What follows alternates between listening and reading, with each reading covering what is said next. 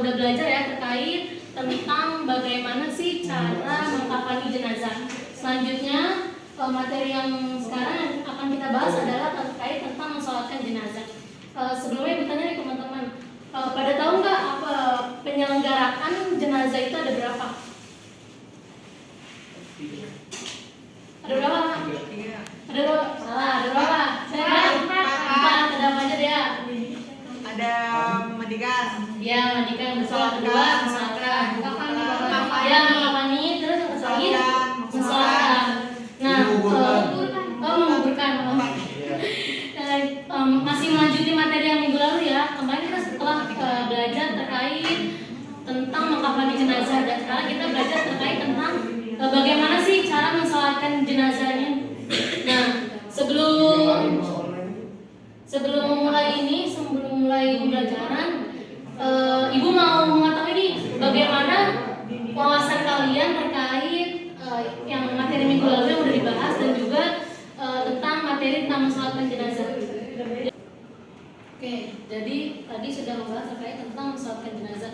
Jadi bagaimana sih tujuan pembelajaran dari terkait tentang mensolatkan jenazah. Jadi setelah mengikuti pembelajaran ini diharapkan siswa ini dapat menjelaskan hukum, rukun, dan tata cara bagaimana melaksanakan sholat jenazah.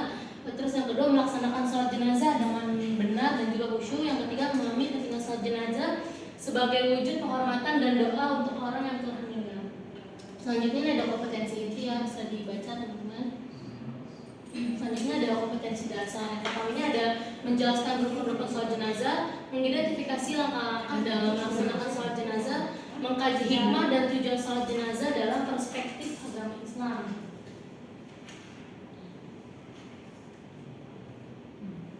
Selanjutnya ada hukum sholat jenazah. Jadi hukum sholat jenazah ini merupakan fardu kifayah. Siapa yang tahu fardu kifayah itu apa? Aku.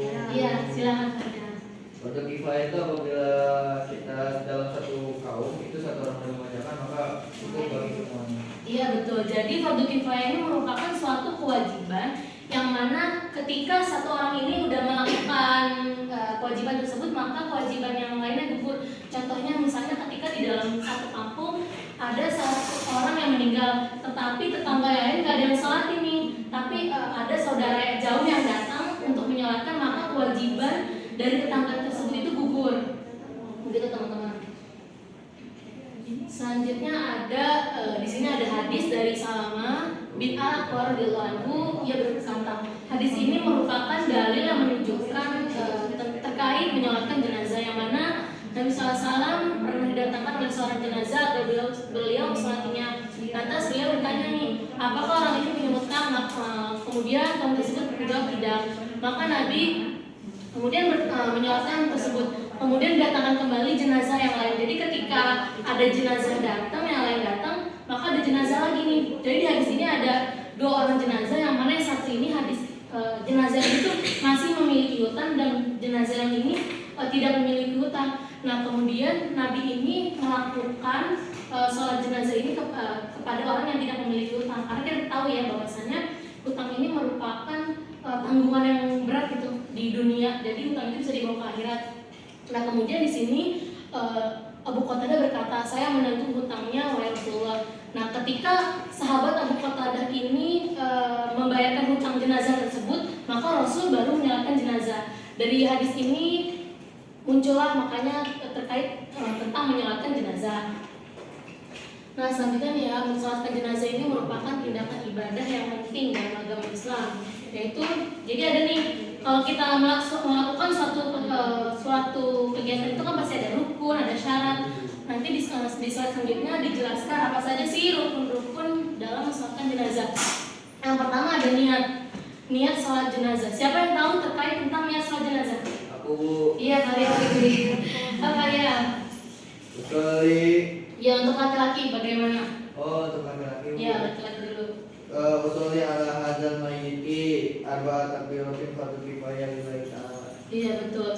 Tadi kan saudara Fakda sudah menjelaskan terkait niat jenazah untuk laki-laki. Jadi kalau di dalam sholat jenazah ini terbagi menjadi dua niat.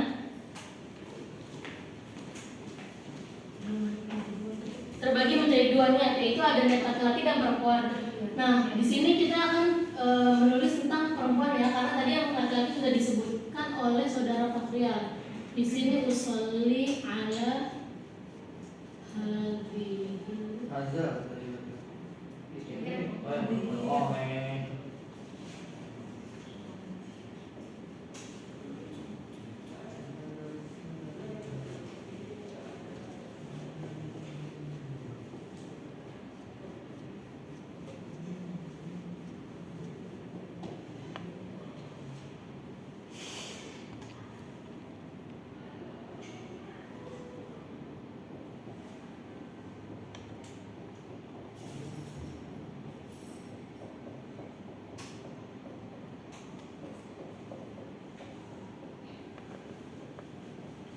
nih, jadi niat untuk perempuan ini usolli ala hadhil maitati arba'at takbiratin fardhal kifayati lillahi ta'ala. Ayo silakan baca bareng-bareng. Usolli ala hadhil mayyitati arba'a takbiratin fardhu kifayatin lillahi ta'ala. Jadi kalau untuk sholat jenazah ini niat untuk mensolati jenazah tergantung dari mayat tersebut, apakah mayat tersebut ini laki-laki atau perempuan. Kalau misalnya perempuan kita menggunakan ini, kalau laki-laki kita menggunakan niat yang dibacakan oleh tadi saudara Fakrial. Selanjutnya adalah berdiri bagi yang mampu. Jadi sholat jenazah ini sama saja dengan sholat fardu. Ketika kalian tidak mampu berdiri, maka boleh duduk, boleh tiduran. Tapi apa sih, kalau misalnya kita mampu, maka diwajibkan untuk berdiri. Terus yang ketiga ada 4 kali takbir. Jadi di dalam sholat jenazah ini kita melakukan takbir sebanyak 4 kali. Jadi dalam sholat jenazah tidak ada ruku, tidak ada i'tidal, tidak ada sujud. Jadi nanti dia hanya 4 kali takbir dan kemudian ditutup dengan salam. Nanti kita praktekkan ya teman-teman.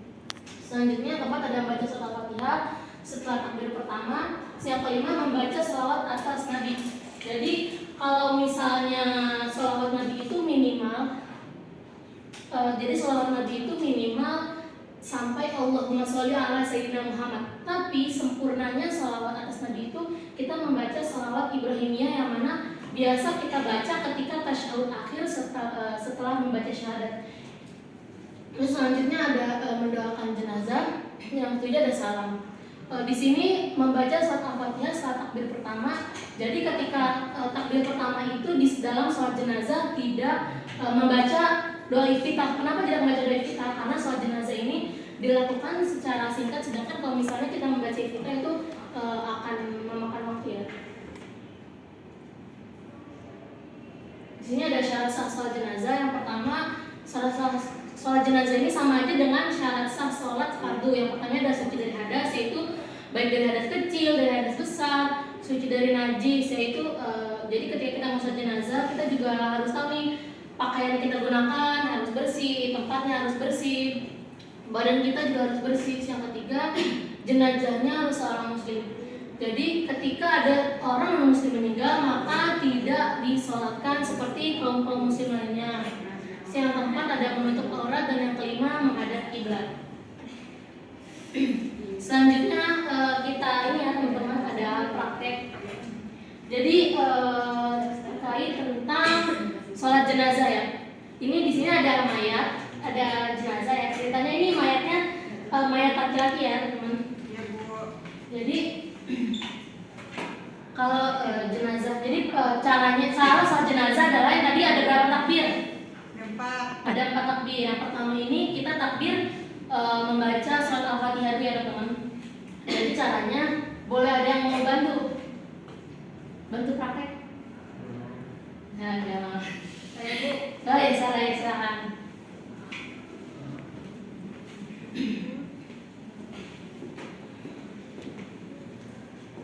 Di sini. Di sini. Ini ceritanya mayatnya laki-laki ya. Ini caranya ceritanya imam. Jadi tapi di sini cara anggapnya laki-laki ya, karena kalau imam itu kan harusnya laki-laki, kecuali kalau mungkin mayatnya perempuan boleh diimami oleh perempuan. Tapi kalau misalnya mayatnya laki-laki tidak bisa diimami oleh perempuan karena perempuan tidak bisa jadi imam. Yang pertama cara di sini. Jadi kalau misalnya untuk jenazah laki-laki maka imam berada di sini nih, sejajar dengan kepala laki-laki. Tetapi saya sebagai makmum tetap ada di sini di sarah. Kalau misalnya sarah mayatnya perempuan, maka sarah sejajar dengan ini nih pertengahan perut mayit. Berarti jenazah besar ya di sini. Dan saya juga tetap berada di sini. Tuh. Nah, untuk bacaannya pertama takbir. Allah ya niat dulu niat. Tadi niat yang laki-laki ya niat laki-laki.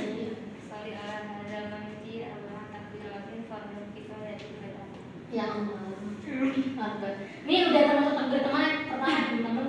Terus setelah takbir pertama Sarah membaca surat Al-Fatihah nih.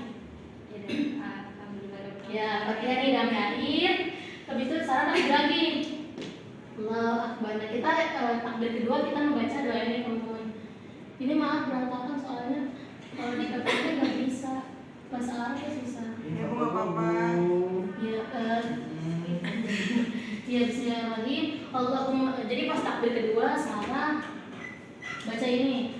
Allahumma fil hayyina wa mayyitina wa ghaibina wa kabirina wa unsana. Allahumma man ahyatahu minna fa ahya 'alal islam wa man tawaffaytahu minna fa tawaffahu 'alal iman. Allahumma la tahrimna jahu wa la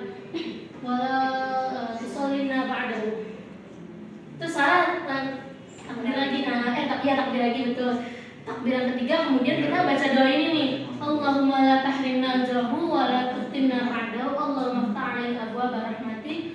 Allahumma jinna min 'adzabil qabri wa 'adzabin nar wa qina wa su'ila jannatak fi dunya hasanah wa fil akhirati hasanah wa qina adzabannar. Amin. Selanjutnya salam. Nah, terus ya terima kasih salam. Selanjutnya ada keutamaan dan manfaat dari salat jenazah.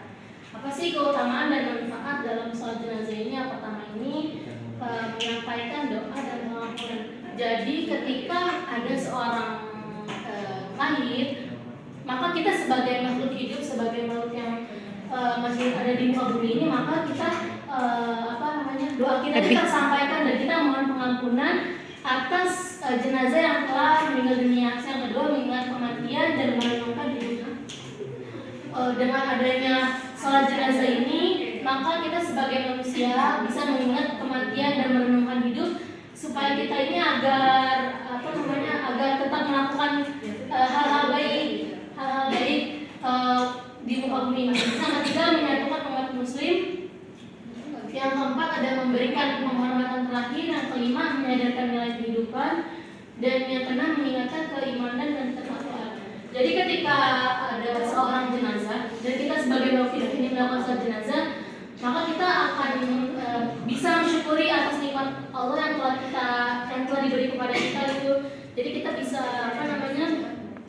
bisa meningkatkan keimanan dan ketakwaan kita kepada Allah. Selanjutnya sebelum penutupan, di sini ada link pembelajaran teman-teman, nanti bisa diakses di rumah untuk penguatan materi terkait tentang penyolatan jenazah ya. Di sini ada games terakhir tentang kuis ya. Ini KFC namanya, kartu fikih cerdas.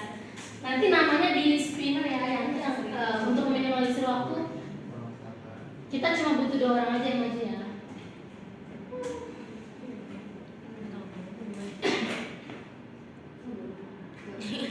Adinta maju. Adinta maju. Adinta maju. Sama 1 orang lagi ya. 1 orang lagi. Ya. Yeay. Ya di sini ada 4 kartu ya teman-teman nih. Ini cocok nih. Ada pakai dari sini. Yang ini ada beritanya. 4 nih silakan ambil 4. Ini dia.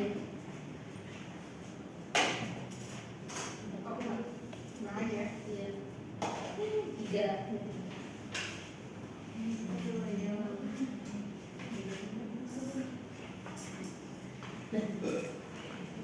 Soalnya di mana letak posisi imam saat sholat jenazah wanita, letak posisi imam di pusat. di tengah. Iya. Terima kasih ya Dinda. Dimanakah letak posisi imam saat mensolati jenazah tadi sejajar dengan kepala mayat? Ya, terima kasih. Boleh Bu? Ya, silakan duduk. Ini.